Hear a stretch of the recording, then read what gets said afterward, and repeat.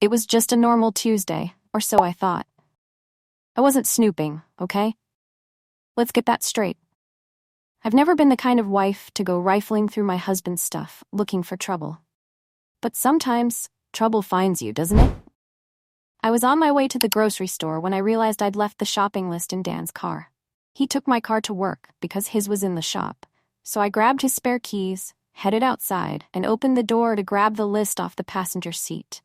That's when I saw it, a bright pink tube of lip gloss sitting right there in the cup holder. For a second, I didn't move. I just stared at it like it might disappear if I blinked enough times.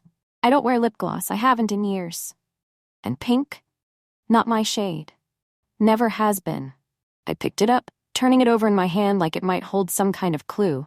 It wasn't mine. I knew that. But the real question was, whose was it? Dan's voice echoed in my head. You're overthinking again, Mary. You always jump to conclusions. And maybe he was right. Maybe there was a perfectly reasonable explanation for why my husband's car was suddenly a resting spot for someone else's makeup. But if there was, I couldn't think of one. When he got home that evening, I didn't bring it up right away. I wanted to, but I needed to see his face, gauge his reaction. If I accused him out of the blue, he'd just deny it, wouldn't he? So I waited. We had dinner like normal. He told me about some client who was being a pain at work, and I nodded along, pretending to listen while the lip gloss burned a hole in my pocket. After dinner, I couldn't hold it in any longer. Dan, I started, keeping my voice casual. Did you have anyone in the car today? He looked up from his plate, confused. What? Why? I pulled the tube out of my pocket and set it down on the table between us. Then whose is this? The color drained from his face so fast I thought he might pass out. That's not. He stammered, his eyes darting between me and the gloss. I mean, I don't know. Maybe it's from the car wash or something. The car wash. That was his answer? Dan, car washes don't hand out free lip glosses to their customers. He opened his mouth to say something, but no words came out. It was like watching a fish flop around out of water. I leaned back in my chair, arms crossed. Try again. Mary, come on, he said, finally finding his voice. You know I'd never do anything to hurt you. It's probably just, I don't know, maybe one of the guys at work borrowed the car and left it there. Which guy at your office wears pink lip gloss? Silence. In that moment, I knew. He wasn't just lying. He was scrambling, grasping for anything that might make me drop it. But the thing about lies is, the harder you scramble, the more tangled you get. Tell me the truth, Dan, I said, my voice quieter now. Please, don't make me sit here and feel like I'm losing my mind. His face softened, but he still wouldn't meet my eyes. Mary, I swear to you, it's nothing. You're blowing this way out of proportion. But I wasn't. I could feel it in my gut, the way his voice wavered, the way he shifted in his seat. He knew something I didn't, and I was going to find out what it was. I didn't sleep that night. Dan, of course, was snoring away like nothing had happened. I lay there staring at the ceiling, my mind racing in circles. Lip gloss. Pink lip gloss. My husband lying to my face about it. By morning, I had a plan.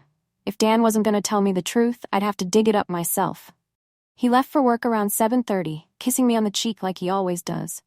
But this time, his lips felt cold. Or maybe it was just me. Either way, the second he was out the door, I grabbed his car keys. I searched that car from top to bottom, under the seats, in the glove box, the center console, even the trunk. Nothing. No stray hairs, no receipts, no forgotten phone chargers. Just that damned tube of gloss sitting on the kitchen counter, mocking me. It didn't add up. If this was nothing, if it was innocent, like he claimed, why wouldn't he just admit where it came from? I needed answers, and I wasn't going to get them by sitting at home. By noon, I was parked outside his office, pretending to look for something in my bag while I watched the building like a hawk. I wasn't proud of myself, okay? But desperate times call for desperate measures. Around 12:15, I saw him. He came out with a group of coworkers, laughing and chatting like he didn't have a care in the world. For a split second, I almost convinced myself I was crazy.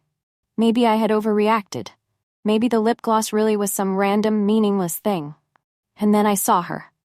She walked out of the building right behind him, tall, blonde, gorgeous.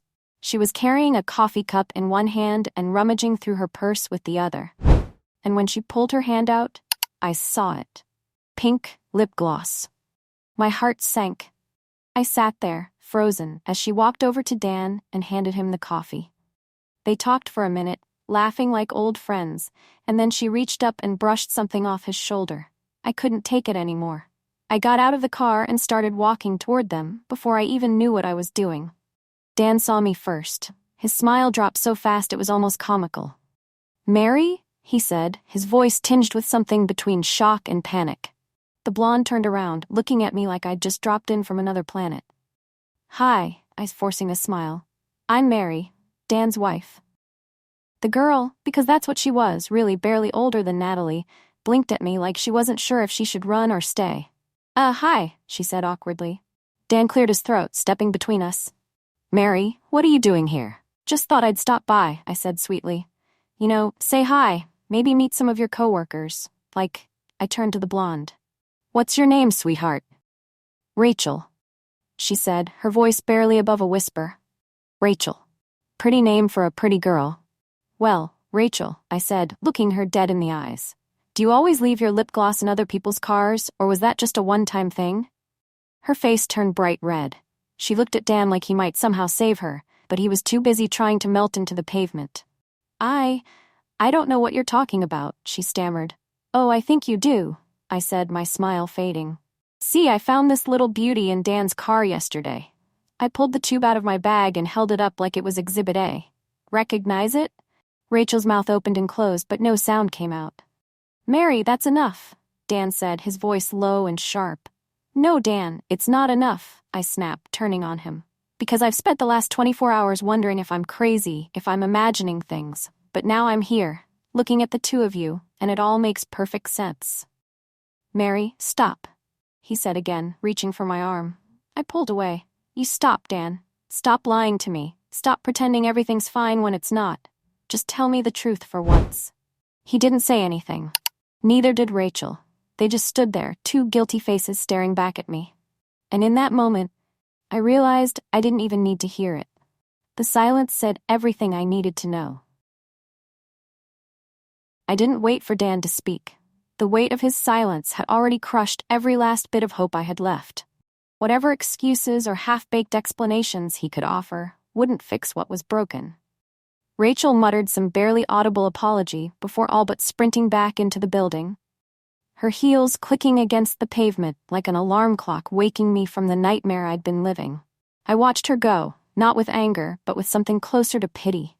She was young, naive. She probably thought Dan was her knight in shining armor, like I once had. "Mary, let's talk about this at home," Dan said, his voice pleading now. I turned to him, the man I'd built my life around, the man I thought I knew better than anyone else. "Talk about what, Dan?" I said, my voice breaking despite my best efforts. "How you let some girl half your age ruin everything we've worked for?